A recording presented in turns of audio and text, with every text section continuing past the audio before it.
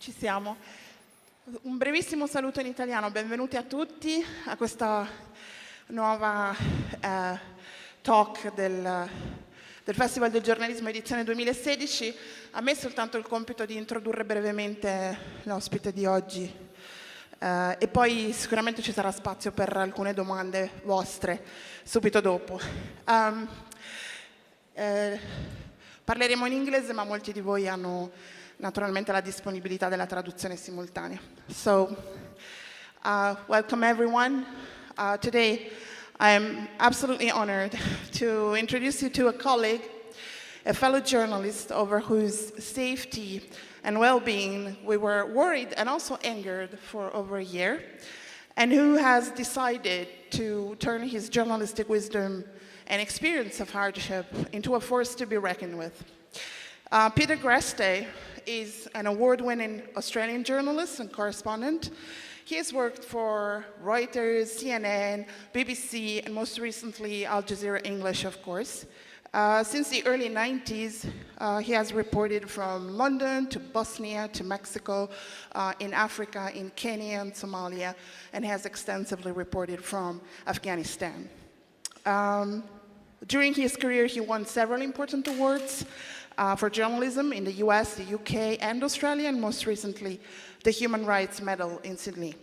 On December 29, 2013, at a time where Egypt had started a methodic, full-blown crackdown on free media and freedom of expression, Peter had been on assignment in Cairo, I believe, for just a few weeks, when he was arrested by Egyptian security, along with his Al Jazeera colleagues, Mohammed Fahmy and Bahar Mohammed.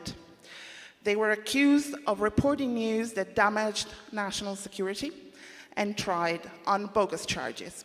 No evidence against them was ever presented by the prosecution during their trial. Despite a strong, amazing international campaign for their release that many of you may remember, after 6 months, on June 23, 2014, they were all found guilty and sentenced, and Peter was sentenced to 7 years in jail. At the beginning of 2015, a retrial was ordered, and in February, Peter was finally deported back to Australia. His colleagues were released on bail. By the day he touched land in Cyprus on his way home as a free man, Peter Greste had spent more than 400 days in a Cairo jail. He has since been a calm, intelligent, obstinate voice on freedom of expression and freedom of the press. We are very happy to have a chance today to say how happy we are that you are back among us, where you should always have been. And we are eager to hear your thoughts on what is happening to the space where journalists are reporting worldwide, particularly at a time in history where the threat of terrorism is also used as an alibi to shrink that space. Peter Greste. Thank you.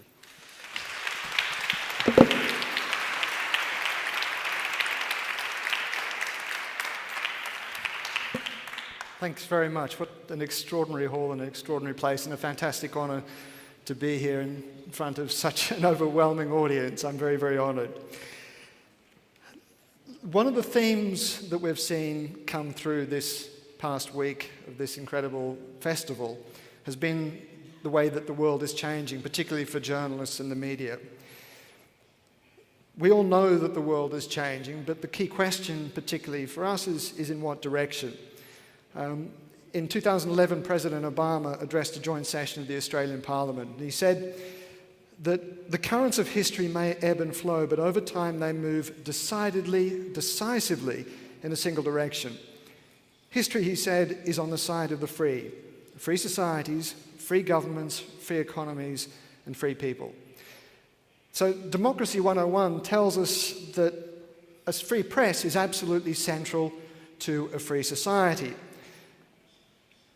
That a democracy doesn't work without a press that's capable of interrogating governments, that's capable of keeping track of what governments do in the name of the voters.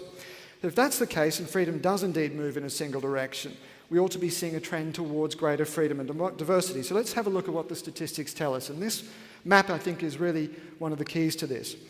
Now, each year, Freedom House does a survey of media freedom around the world, and it puts together a matrix of factors such as government restrictions on the press, official censorship, media laws, concentration of ownership, and so on. Then it draws up a map to give us a sense of what's going on around the world, and this is that map. It's been tracking this over the past few years, since 1995, as you can see. And I want to show you what happens when what's happened to the trends over time. If you have a look, the green areas denote the areas of free press. And that is, of course, across North America, South America in 1995, Australasia, and, of course, that patch down in the bottom of Africa. The yellow areas are those areas that are deemed to be partly free. Of course, there's Central and parts of Southern America, East Africa, South Asia, and that area up in the former Soviet Union. And then the purple patches are the problem areas. Of course, that's right across the Middle East, Central Asia, China, and down into North Africa and Central Africa. That was in 1995. Let's have a look at what happens the following year. 5 years later, 2000. You can see the way that those green areas have retreated from Africa and Latin America, and the way that the purple has spread further down into Africa and across further even into Europe, parts of Western Europe. 5 years later, in 2005, we have this. There's been a slight fight back for the green areas in Africa, but it doesn't look hugely encouraging. It was brief, but encouraging there. There were signs of improvement. 2010, we see those green areas vanish. The yellow areas stretch across, particularly if you have a look up in Europe, you'll see Eastern and Southern Europe, you'll see those yellow patches extend, and the purple becomes more dominant. And then last year, the situation last year was this. Again, those purple areas getting more and more pervasive, particularly across Africa and in the Middle East. I want to come to the reasons that this happened shortly. But before I do, there's another set of statistics that I'd like us to have a look at. This was put together by the CPJ, the Committee for the Protection of Journalists. Now, the CPJ has been tracking the numbers of journalists who've been killed and imprisoned since 1992, and here's how that graph looks. The map up the top deals with the numbers, the overall numbers. The red areas are the places where most journalists have been killed. What I really want to draw your attention to is this graph down the bottom, and in particular the overall shape of the graph. Now, you can see in the early 1990s, there was that hump, and that was when we had very brutal civil wars in Yugoslavia. We saw them in Somalia, Rwanda, and so on. And a lot of those victims, were people that were killed because they were local journalists who were caught up in these very nasty civil conflicts. But then through the late 90s, things eased off a little bit for what now appears to be a relatively safe period for journalists. And then it started to rise again back into the 2000s. And you can see back towards the end there, towards 2016, the numbers have climbed up to the current levels of around 60 or 70 journalists, 60 or 70 of us who are killed each and every year. The turning point, to my mind, the key that I'd like to point out is this one, 2001. That slight blip up there, that slight rise, was largely due to the war in Afghanistan, where we saw quite a number of journalists killed.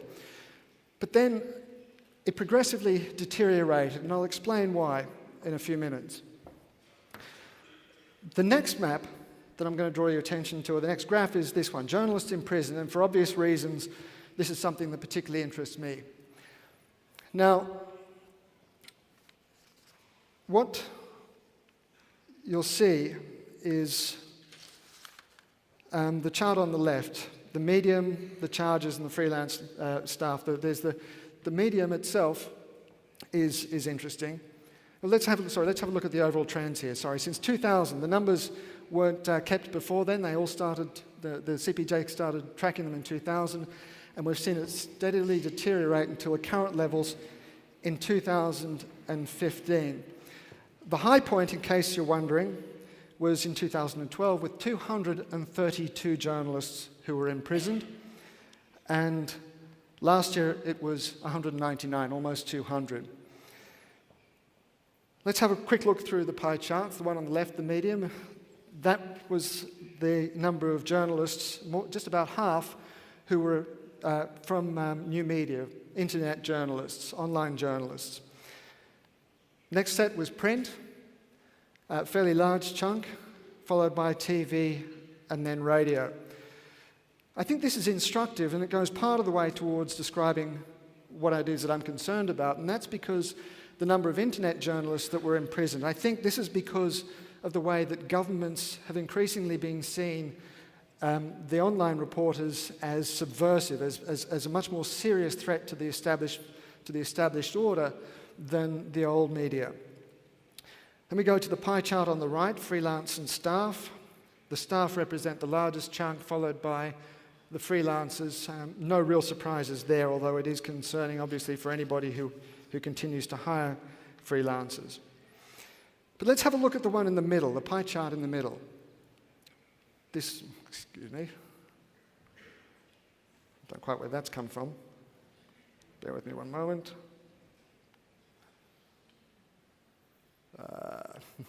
That's annoying.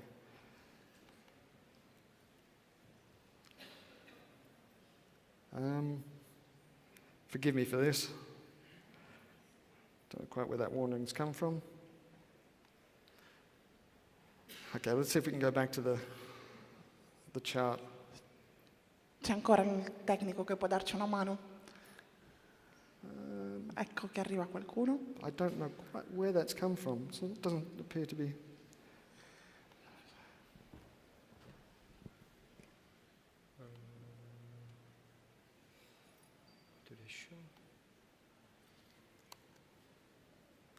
It's still there.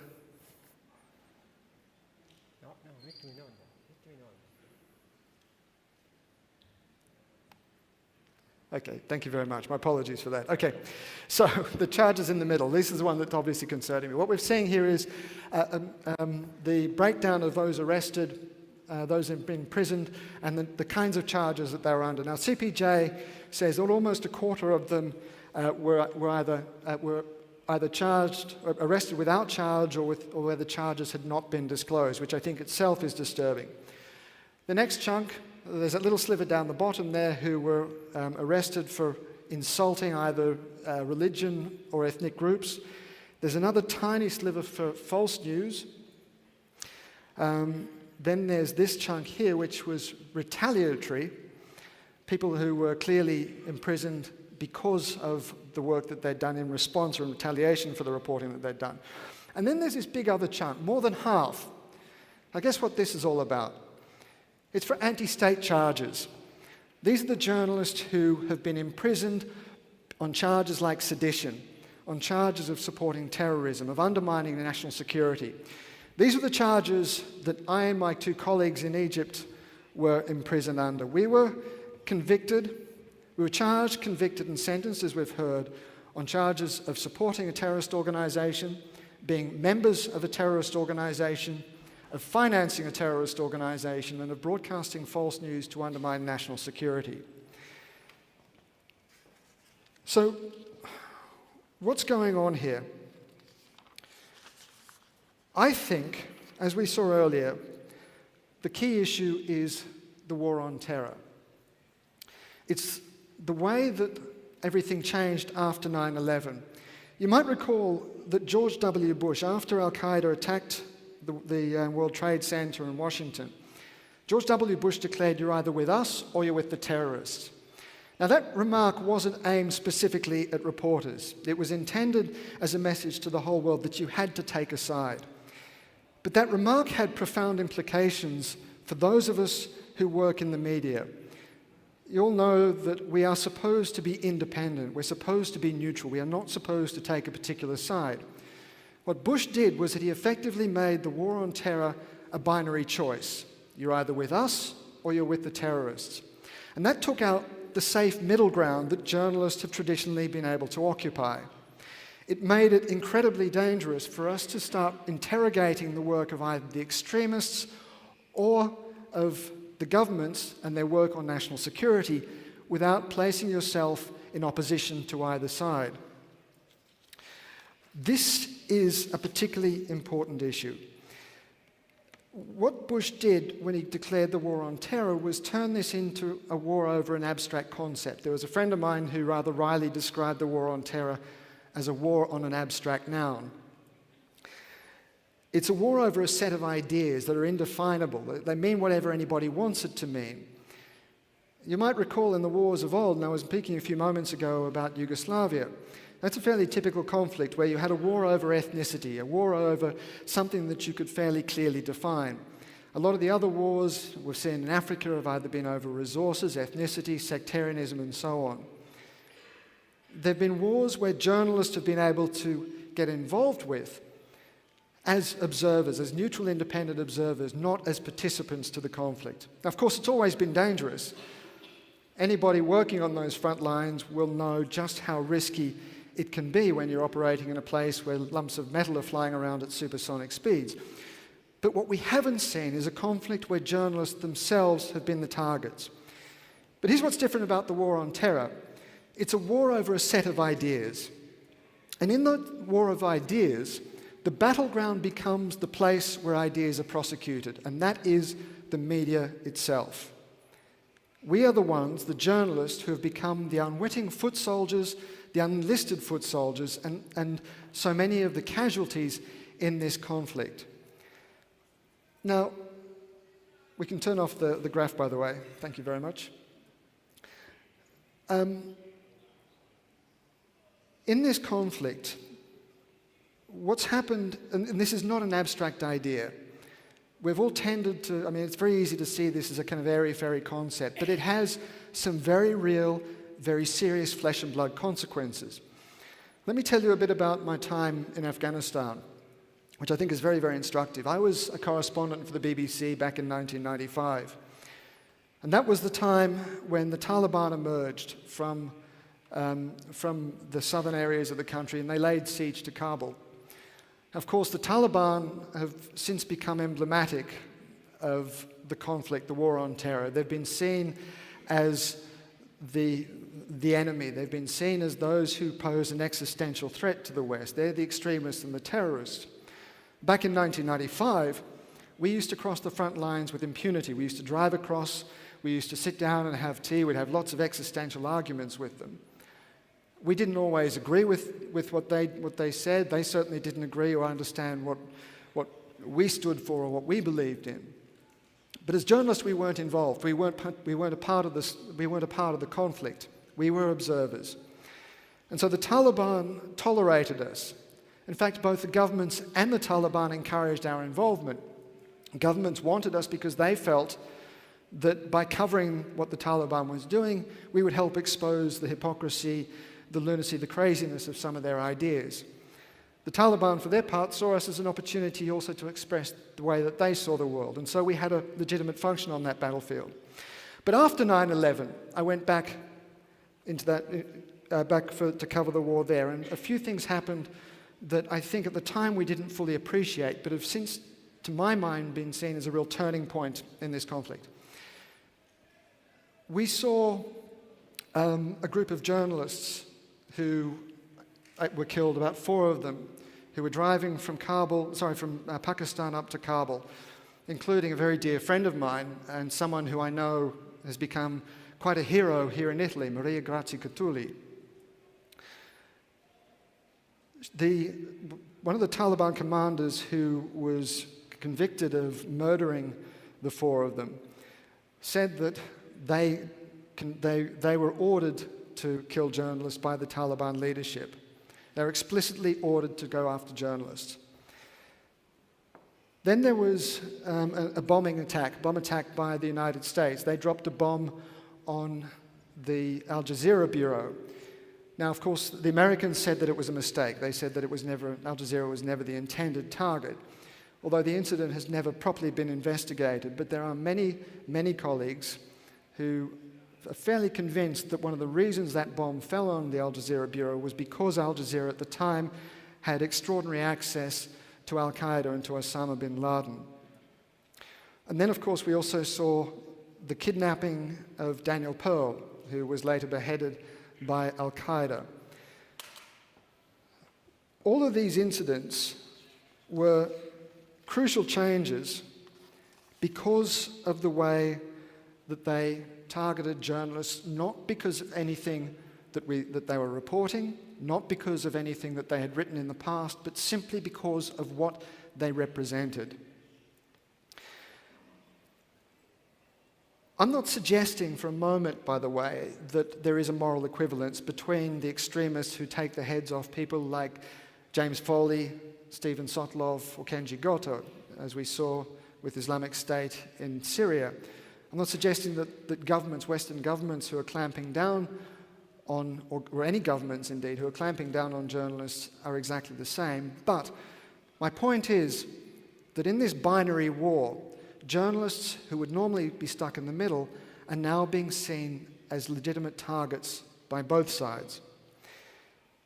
I think since the war on terror began, governments around the world have been using the T word as a way of excusing all manner of attacks on human rights and press freedoms. It feels almost like a kind of globalized McCarthyism. Of course, under McCarthyism, it was communism that was seen as the bogeyman and an excuse to clamp down on freedom of speech, on all sorts of human rights. Now, it's terrorism that's being used as that excuse. I don't want to minimize the risks of terrorism or blame governments alone, but this is the way that governments are using. They're redefining terrorism, expanding the definition of terrorism to include the kinds of things, the kinds of spaces that up until now would have been vehemently opposed by freedom of speech advocates, by the press themselves, by human rights advocates. As we heard in the introduction, this is not a hypothetical problem. This is something that happened to me and my colleagues in Egypt. This is deeply personal. Last year I came out of 400 days in an Egyptian prison. As we've heard, we were convicted for collaborating with Islamic extremists, of terrorists. And in prison I often thought about what we'd done to upset the government. Now, I wouldn't have minded so much being in prison if we'd actually done something to push the limits, to push the boundaries. I've had lots of experience in Africa and the Middle East, across Latin America as a correspondent, and anyone who's worked in the field will know that once you've had a bit of time out there, your radar starts to get nicely tuned to the limits of what you can and can't say, about how far you can push things before you start to get the government nervous, before you start to get some kind of pushback. Well, in Egypt that wasn't the case. I was there only for 2 weeks before our arrest. We were covering the unfolding political crisis in Egypt, the struggle between the remnants of the old regime, the Arab Spring revolutionaries, and the Muslim Brotherhood. And we were playing it very vanilla. I didn't know my way around it. I wasn't so deeply embedded in the story that I was comfortable pushing the limits, so we didn't. What we were doing, I think, was very ordinary, very pedestrian reporting. But the Egyptian government had redefined terrorism to include speaking to what, under normal circumstances, would have been considered as the political opposition. Remember, the Muslim Brotherhood, 6 months earlier, had been part of, or had been in power as the first legitimately elected government that Egypt had ever had. When we were there, they remained the single most organized, the single largest political force in the country. So as any responsible journalist would do, we sought out the voice of the opposition, the Muslim Brotherhood. That, in the view of the government, was enough to push us over the edge, was enough to define us as supporting terrorism. I think we're seeing a similar redefinition, not to the same extent by any stretch, but we are seeing a similar redefinition of terrorism to impose amongst Western governments to impose themselves on the space that journalists have traditionally been able to operate in. There are a lot of examples around the world, but I want to go into just one example in my own country that I think is illustrative. This is in Australia, a government or a country which broadly is seen as a bastion of freedom of speech, freedom of the press. Up in that map that we saw earlier, it is solid green. And yet a few years ago, the government wrote new legislation which allows the minister to declare any operation by the security services as a secret intelligence operation. It's what's called an SIO. Now, the thing about an SIO is that if a journalist or a source exposes any information about an SIO, you can be put in prison for 5 years. You can get 10 years for what they call aggravated disclosure. But here's the thing about an SIO. Because it's a secret intelligence operation, it is by definition secret. We will never know what has been designated an SIO. So think about the effect that that has on reporters who are doing what I think is absolutely essential work in a democracy, and that's keeping track of the work that the security services are doing in the name of the people who elect the government, us the voters. We have a legitimate right and a responsibility to know what is being done in our names. Of course, I'm not suggesting that we should blow open secret intelligence operations for their own sake, that we should damage national security. But we also have a responsibility to know what is being done in our names. If you're a reporter trying to investigate the operations or keep track of what the security services are doing, and you're never going to know what's designated as an SIO, how are you supposed to operate? Here's something else about an SIO. It exists in perpetuity, forever. That designation, unless a minister specifically withdraws it, will always remain. So even if you're looking back at the history of the security services operations, unwittingly you can find yourself in prison. You will never know whether you've crossed the line until you wind up in court. Now, I don't have a problem with keeping our society safe. I don't, like most journalists, want to expose people to undue risk. But I think the existing safeguards have done a very good job of keeping security operations safe. I think that the professional standards that journalists have been operating under until now have done a very effective job. And so my argument is that we need to make sure that we defend the space that journalism operates in, particularly in the new environment, and particularly in this war on terror. Remember, the media is the fourth estate. It's the fourth pillar of a healthy functioning democracy, alongside the executive, the legislature, and the judiciary. And if you weaken any one of those, you destabilize the whole edifice. In my work in more authoritarian places, I've often noticed that the relationship between the government and the media, there's a sliding scale. It defines the way that power is distributed. The more you move power from one side, the more you give it to the other. In the current environment, it's all too easy, too tempting for governments to use the war on terror, as I've mentioned, to drag the slider to the right, to take it away from the press, away from the media, and push it more towards the government. That's trading off the media's oversight role. And as I said, in my view, it's damaging the fundamental pillars of democracy that have helped keep our democracies the most stable, prosperous, and safe in the world. But even if we wanted to live in a police state, I think history suggests that we can never really do that and still deal with terrorism. That perversely, the best way to tackle extremism of any sort is to keep an open, accountable society with a media that's free to do its job, interrogating not just governments, but those whose opinions tend to drift off into the political extremes. Now, here's the point that I really want to get to. Over the course of this festival, I've been struck by the amount of stress that journalists everywhere seem to be under. We all know people who've lost their jobs. I dare say there are plenty of people in this room who are afraid of losing theirs fairly soon. And I feel very sorry, I have to admit, to those students who are here who are keen to get involved in this business. Our businesses are under assault from the digital revolution. The business models have collapsed, and I've yet to see any convincing model which is emerging to save journalism for its own sake. But here's the thing. Amongst all the stress and angst around adapting to the new digital environment, I think we're failing to make a collective case for our own role in democracies. We've got to remind both our audiences and our political leaders that a free, robust and healthy media is a fundamental reason why the democracies have worked so well.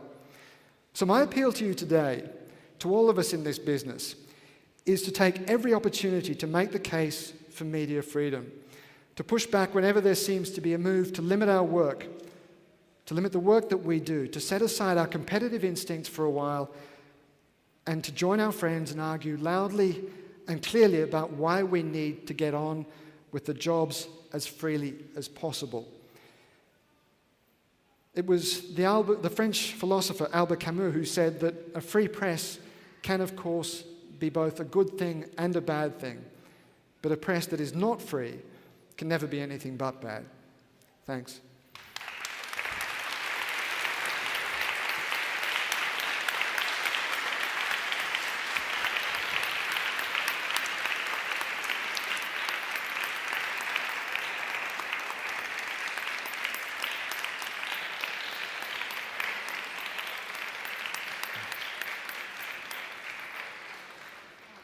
Grazie Peter Greste, naturalmente, e anche se non lo vedo sono sicura che c'è qualcuno con un microfono pronto per qualunque domanda vogliate fare. Peter è più che felice di cominciare anche una discussione. Eccola là, bravissima. Io gli faccio una prima domanda, che è quella sulla visibilità della mobilitazione a favore della libertà di stampa. I'll just start with one question because I know there's already questions from the audience. It looks, especially on the way we live and share our experiences on social media now, it looks easier to mobilize for a specific case or specific cases against press freedoms than it is to mobilize ahead of that happening. For example, when legislation has been changed, we know for sure, as you said, that Egypt, and I think also Turkey, is actually engineering the law. Yeah. This is something that concerns me. It's really interesting. I'm glad you raised that point because the campaign around our case, for example, was absolutely extraordinary. What I think our case did, I'm not sure how many of you remember the Free AJ Staff campaign, but it was, I think, one of the most successful campaigns on social media ever. Never mind about the media. The Free AJ Staff hashtag received 3 billion impressions. 3 billion, that's an absolutely phenomenal number by any measure. And we saw hundreds of thousands of people, millions of people tweeting about the case. We saw politicians talking about it, up to and including President Obama. And I think that's largely because we came to represent something that I think people had come to see in the abstract. We put faces and names to these very abstract concepts, and it became very easy for people to support us as individuals rather than the whole broad concept around press freedom. And the other problem is that when governments, as I mentioned in the presentation, when governments are talking about tightening up security, it's very, very difficult for news organizations to push back and say no, because we're talking about the security of individuals. When you've just had a massive terrorist incident, a bomb blast somewhere where there are bodies everywhere, it's incredibly emotional, and of course governments want to stand up and say that we have to protect our people, and to protect our people we need greater security provisions that control the space, that prevent terrorist ideology, for example, from being promoted. But the moment you start legislating around the disclosure of terrorist ideologies, the moment that you start placing restraints on the work that journalists can do in talking to the extremists to try both and understand what drives extremism, but also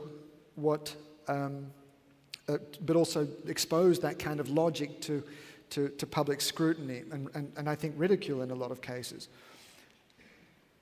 So when you're dealing with individual cases, you have something that's real and tangible. When you're dealing with broad legislation, it's often in the abstract, and I think that cuts to the core of why this is so difficult. Yeah. I think we have already a question there. Prime domande? First questions? There's one down there and one here. Thanks.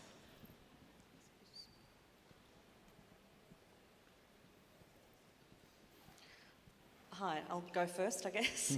My name's Julie Pizzetti. I'm an Australian journalist. Hello and welcome, Peter. It's fantastic to hear you here, there and everywhere talking about press freedom. Thank you. One of the things that comes up constantly, though, in the move to activate industry to support media freedom vociferously, as you've suggested we do here, is the issue of trust. That journalists now have such little credibility, particularly in Western democratic contexts, and news organisations are distrusted, that we have less effect in terms of galvanising community support for the kind of change that we saw in your case. Do you have any wisdom to share on that? How do we influence audiences who then influence the politicians to actually avoid the sort of catastrophic legislation that you've highlighted?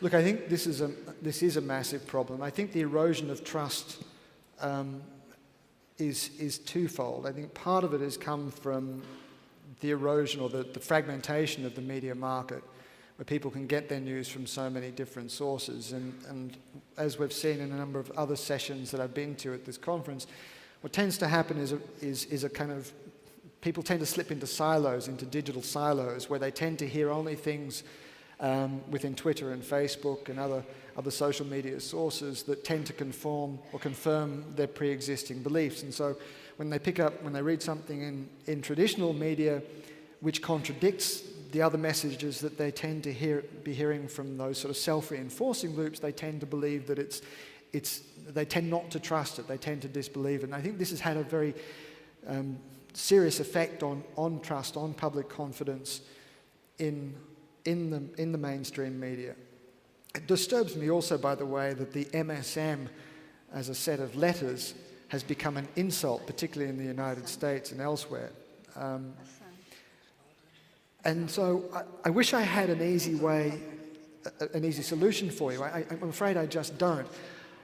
My broad appeal, and when I've spoken about this before, I've said that one of the things that's incumbent on journalists is to hold to our professional standards fiercely and vehemently. We've seen an increasing trend towards populist-style journalism, to tabloid journalism, in a kind of rush to try and grab clicks, to try and hold on to our audiences.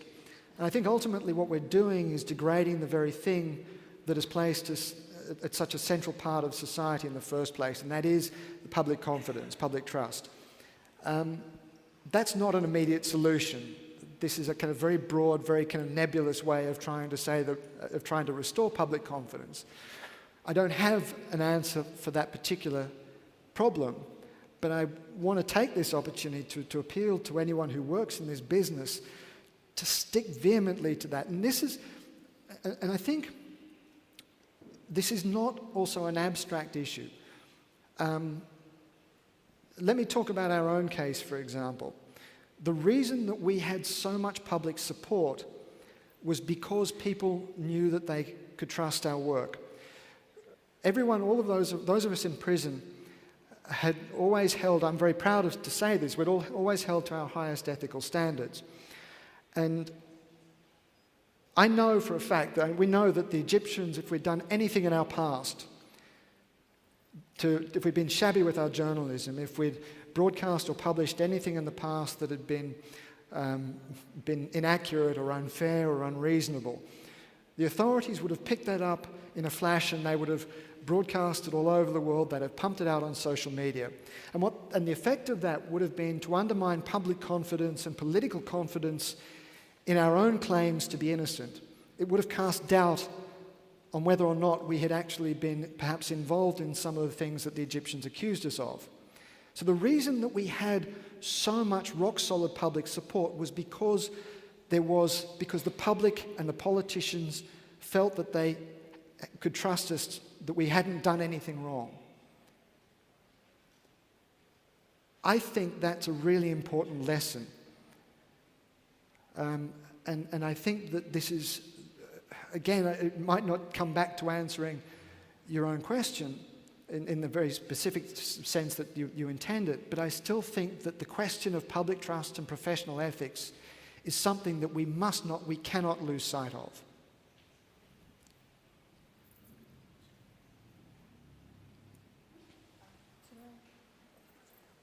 No, can I speak? I wanted to know, what do you think about Assange and Snowden case? They are not journalists, perhaps. So. Yeah, this is an interesting one. I've struggled with this. The question was, what do we think of Assange, Julian Assange and Edward Snowden? My own view is that a mass data dump of the site we saw on WikiLeaks is not journalism. Responsible journalism is not just about exposing information for its own sake, of publishing data. Responsible journalism involves curating information. We all have professional ethical standards. We simply don't expose things for their own sake. We have to recognize that there are reasons why some things need to be kept secret. There are questions of privacy, there are questions of security. And so I have a problem with the kind of relatively unregulated data dump that we saw with both Edward Snowden and WikiLeaks. I think that what we've seen with the Panama Papers is a lot more responsible. They have massive amounts of data, but the data itself hasn't been exposed. It's been curated, it's been examined by journalists. They've gone through it very carefully and decided which information is in the public interest. And it's that public interest defense, that public interest test, which is so crucial. Is this information in the public interest, both in terms of public security, but also in terms of public interest, in the public's right to know what's being done in their names? Yes. Microphone down the front was. Oh.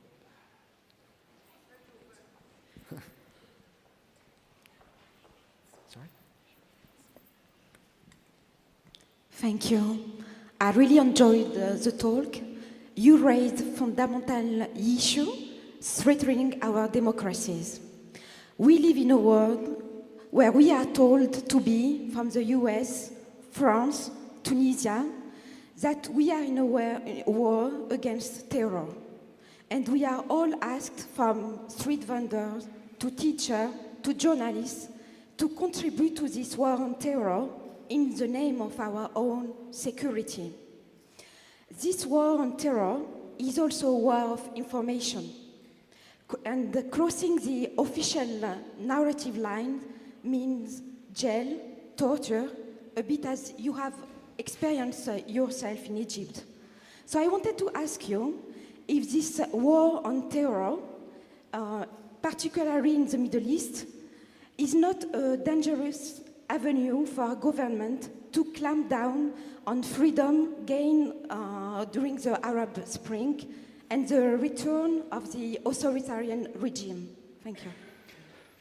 Look, I think that really cuts to the core of what I was saying earlier, that I think, it's fine if governments want to call it the war on terror, and there are plenty of commentators who will stick to that, but I think in particular as journalists we have a responsibility to question it. That's what we do. We question and hold governments to account. We challenge the ideas and the premises that governments and politicians use to impose legislation, impose restrictions on us. I'm not suggesting, by the way, for a moment, that there isn't a legitimate problem, a legitimate conflict, or that public security is not at risk and that we need to take extra steps. What I am arguing for is, though, is to protect the media's role and responsibility to act as neutral interrogators of those decisions. Most Western democracies at the moment have fairly well-defined limits around the work that journalists are able to do, and those limits have worked very effectively up until now. We're seeing governments using the war on terror as an excuse to increase those limits. And because it's the war on terror, it's becoming much easier for those governments to impose those restrictions without pushback from civil society or from the press. There is some pushback, I'm not saying it doesn't happen, but I don't think we're seeing it anywhere near enough because of the public pressure to do something, to be seen to be doing something and responding to this. My main concern is that the war on terror is seeing an erosion of something that is absolutely fundamental to the way that democracies work and the reason things have been so successful until now. Does that answer your question? Yeah, thanks. We still have 5 minutes.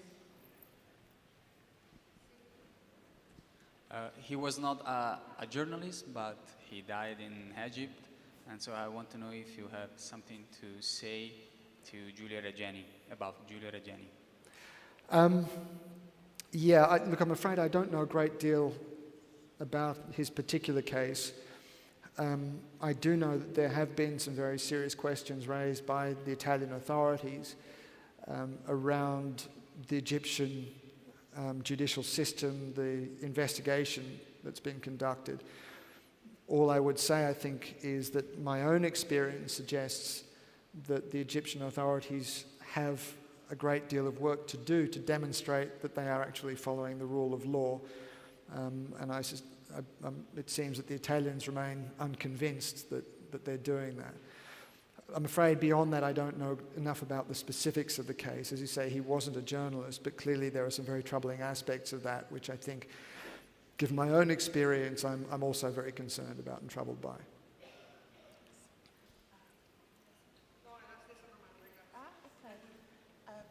Un'ultima domanda, abbiamo proprio i minuti giusti per un'altra domanda e un'altra risposta. One more question, one more answer, just the last one. There.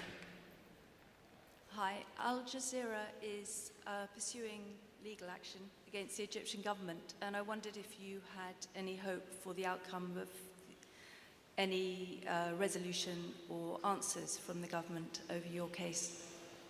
I think if you have a look at what happened to me and my colleagues, I was released on February the 1st last year after phenomenal international pressure. And I was released under a decree that was passed a couple of months earlier that gave the president the power to deport a foreign national to either serve out their sentence in the country of origin or to complete the judicial process. And that decree has come to be known as the Greste decree, which is something I'm not particularly proud of, but it was because I was the only person in the Egyptian judicial system that applied to. The reason I think that the government did that, released me and not my two colleagues at that point, and invoked that piece of legislation, or that decree, was to relieve the pressure off the government's back. We went through the retrial. I was convicted in the retrial along with my two colleagues who were sentenced again. We were sentenced to 3 years once again. My colleague Mohammed Baher Mohammed was convicted to an extra 6 months, 3 years and 6 months. They were in prison for another, I think about 3 or 4 weeks before they were finally pardoned and released. But the pardon didn't extend to me. I remain a convicted terrorist with an outstanding prison sentence. And the reason I'm telling you this is because in both cases, the Egyptian authorities, to my mind, did what they had to do to relieve the pressure, to relieve the international pressure off them.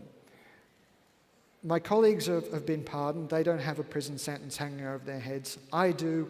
And some 6 or 7 other journalists who were also convicted in absentia in the first trial also have outstanding prison sentences. So the pardons were not about achieving justice, they were about relieving the pressure. The pressure has now gone off the Egyptian authorities, and I don't think the Egyptian authorities will take any further steps simply because there isn't the pressure. As I said, this is not about justice, it was about political pressure. So the answer is I'm not really hopeful for any development, any shift, any kind of release. I think our time is over, but I just would like to add a few words. Watch out for people whose reputation is being smeared, even the small local radio being attacked in any way, because sometimes the space starts shrinking from very, very little things before we realize it has shrunk to death. I remember one episode that I think we were all guilty of neglecting far before you guys were arrested, which was the shutting down of the offices of Al Jazeera Mubashir, the local Al Jazeera. There was no outcry, and I think some of the price for that was what happened to you guys. Wish you all the best, Peter Greste. It was great to have him at Perugia Festival.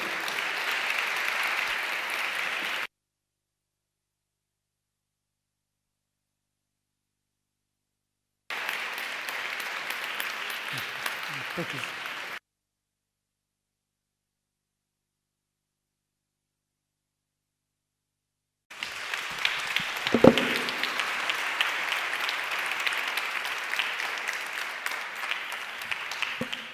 Thanks very much. What an extraordinary hall and an extraordinary place, and a fantastic honor to be here in front of such an overwhelming audience. I'm very, very honored. One of the themes that we've seen come through this past week of this incredible festival has been the way that the world is changing, particularly for journalists and the media. We all know that the world is changing, but the key question, particularly for us, is in what direction. In 2011, President Obama addressed a joint session of the Australian Parliament, and he said that the currents of history may ebb and flow, but over time they move decisively in a single direction. History, he said, is on the side of the free. Free societies, free governments, free economies, and free people. So Democracy 101 tells us that a free press is absolutely central to a free society. That a democracy doesn't work without a press that's capable of interrogating governments, that's capable of keeping track of what governments do in the name of the voters. If that's the case, and freedom does indeed move in a single direction, we ought to be seeing a trend towards greater freedom and diversity. So let's have a look at what the statistics tell us. And this map, I think, is really one of the keys to this. Now, each year, Freedom House does a survey of media freedom around the world, and it puts together a matrix of factors such as government restrictions on the press, official censorship, media laws, concentration of ownership, and so on. Then it draws up a map to give us a sense of what's going on around the world, and this is that map. It's been tracking this over the past few years, since 1995, as you can see. And I want to show you what happens when what's happened to the trends over time. If you have a look, the green areas denote the areas of free press. And that is, of course, across North America, South America in 1995, Australasia, and of course that patch down in the bottom of Africa. The yellow areas are those areas that are deemed to be partly free. Of course, there's Central and parts of Southern America, East Africa, South Asia, and that area up in the former Soviet Union. And then the purple patches are the problem areas. Of course, that's right across the Middle East, Central Asia, China, and down into North Africa and Central Africa. That was in 1995. Let's have a look at what happens the following year. 5 years later, 2000. You can see the way that those green areas have retreated from Africa and Latin America, and the way that the purple has spread further down into Africa and across further even into Europe, parts of Europe, past to Western Europe. 5 years later, in 2005, we have this. There's been a slight fight back for the green areas in Africa, but it doesn't look hugely encouraging. It was brief, but encouraging there. There were signs of improvement. 2010. We had started a methodic, full-blown crackdown on free media and freedom of expression. Peter had been on assignment in Cairo, I believe, for just a few weeks when he was arrested by Egyptian security, along with his Al Jazeera colleagues, Mohamed Fahmy and Baher Mohamed. They were accused of reporting news that damaged national security and tried on bogus charges. No evidence against them was ever presented by the prosecution during their trial. Despite a strong, amazing international campaign for their release that many of you may remember, After 6 months, on June 23, 2014, they were all found guilty and sentenced, and Peter was sentenced to 7 years in jail. At the beginning of 2015, a retrial was ordered, and in February, Peter was finally deported back to Australia. His colleagues were released on bail. By the day he touched land in Cyprus on his way home as a free man, Peter Greste had spent more than 400 days in a Cairo jail. He has since been a calm, intelligent, obstinate voice on freedom of expression and freedom of the press. We are very happy to have a chance today to say how happy we are that you are back among us, where you should always have been. And we are eager to hear your thoughts on what is happening to the space where journalists are reporting worldwide, particularly at a time in history where the threat of terrorism is also used as an alibi to shrink that space. Peter Greste. Thank you.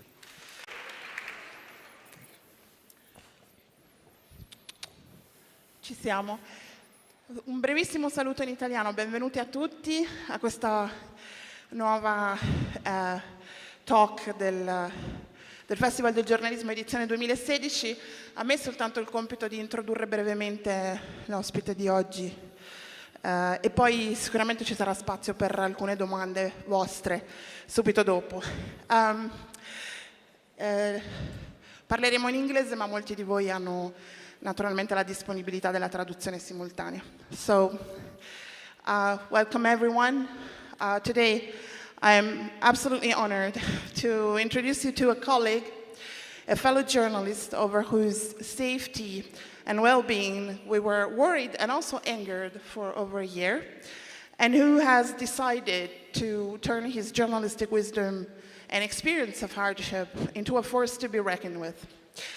Peter Greste is an award-winning Australian journalist and correspondent. He has worked for Reuters, CNN, BBC, and most recently Al Jazeera English, of course. Since the early 90s, he has reported from London to Bosnia to Mexico, in Africa, in Kenya and Somalia, and has extensively reported from Afghanistan. During his career, he won several important awards for journalism in the US, the UK, and Australia, and most recently, the Human Rights Medal in Sydney.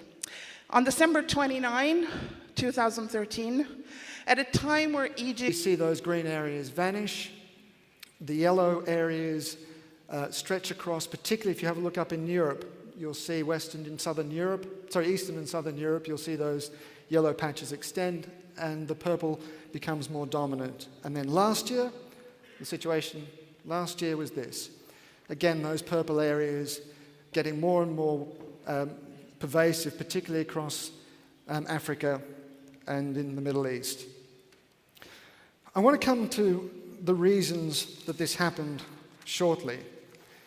But before I do, there's another set of statistics that I'd like us to have a look at. This was put together by the CPJ, the Committee for the Protection of Journalists. Now, the CPJ has been tracking the numbers of journalists who've been killed and imprisoned since 1992, and here's how that graph looks. The map up the top deals with the numbers, the overall numbers. The red areas are the places where most journalists have been killed. What I really want to draw your attention to is this graph down the bottom, and in particular the overall shape of the graph. Now, you can see in the early 1990s, there was that hump, and that was when we had very brutal civil wars in Yugoslavia. We saw them in Somalia, Rwanda, and so on. And a lot of the victims, those victims, were people that were killed because they were local journalists who were caught up in these very nasty civil conflicts. But then through the late 90s, things eased off a little bit for what now appears to be a relatively safe period for journalists. And then it started to rise again back into the 2000s. And you can see back towards the end